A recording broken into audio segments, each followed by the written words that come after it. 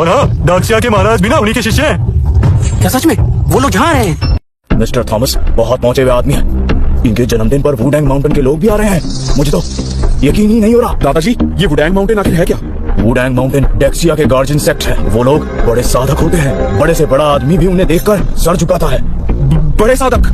ऐसे लोग सच में होते हैं? तुम भी ना बेटा, दुनिया में सब होता है। ऐसे फालतू के सवाल मत पूछो। अगर मैं उनका शिष्य बन जाऊं तो स्मिथ फैमिली की दौलत क्या चीज है? फिर तो मुझे स्कॉलर बनने की भी जरूरत नहीं है। उन लोगों की छत्र छाया में पैसा, ताकत, नाम सब मुझे मिल जाएगा। पीटर, वो बड़े लोग सबसे नहीं मिलते। तुम्हारे लिए यही अच्छा मौका है। हाँ, कोई ऐसा तरीका ढूंढो कि तुम उनकी नजर में आ सको। अगर उनकी कृपा पाकर उनके नौकर भी बन गए तो तुम्हारे साथ हमारी जिंदगी भी बन जाएगी। नौकर? हाँ बेटा, उनके नौकर भी बन गए तो महाराज मिस्टर थॉमस भी हमारे सामने सर झुकाएंगे। क्या? वुडैंग माउंटेन, ये नाम सुनकर तो सभी हैरान हो गए हैं। लगता है इस दुनिया में भी कुछ साधक हैं। काफी दिलचस्प है।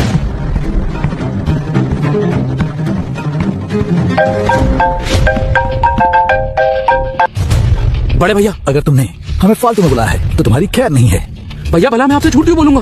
मैंने और मिस्टर थॉमस ने दोनों ने महसूस किया था एक अजीब सी महाशक्ति को। सांस लेना मुश्किल हो गया था। और उसके साथ एक रात पहले हमने उसे तपस्या करते देखा। वो पूरी शहर की ऊर्जा खींच रहा था।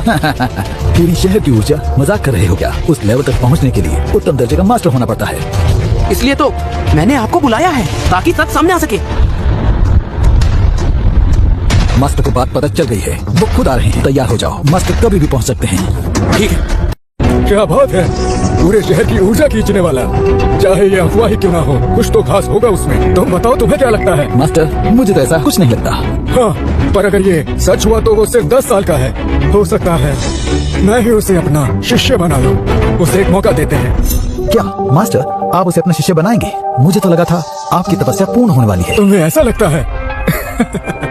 लोग कहते हैं मैं उस तिथि के बहुत करीब हूँ, लेकिन ये सच नहीं है। ये बस एक कहानी है। सच तो ये है कि ध्यान की उस स्थिति तक पहुँचने के बाद ही देवता की उपाधि मिलती है।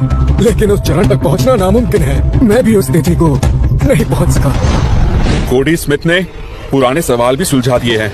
मेरे हिसाब से दूसरे राउंड की अब कोई भी जरूरत नहीं है। सही कहा। पहले राउंड में कोडी ने अपने टैलेंट से सबको हैरान कर दिया। मेरी राय यही है कि कोई भी कोडी से मुकाबला करने के लायक नहीं है, इसलिए दूसरे राउंड की जरूरत नहीं। बिल्कुल सही, इस जैसा कोई नहीं। बिल्कुल सही, इस जैसा कोई नहीं। तीसरा राउंड कैसे खेलना है? तीनों स्कॉलर्स आप ही बताइए। मिस्टर हॉल के मुताबिक कोडी स्मिथ 10 से ज्यादा स्टाइल्स में लिख सकता है। मुझे यकीन नहीं, इसलिए कैलीग्राफी का टेस्ट होगा। ठीक है, देख लेते हैं इसे आता है या नहीं। 10 स्टाइल नामुमकिन है, कोई भी नहीं कर सकता।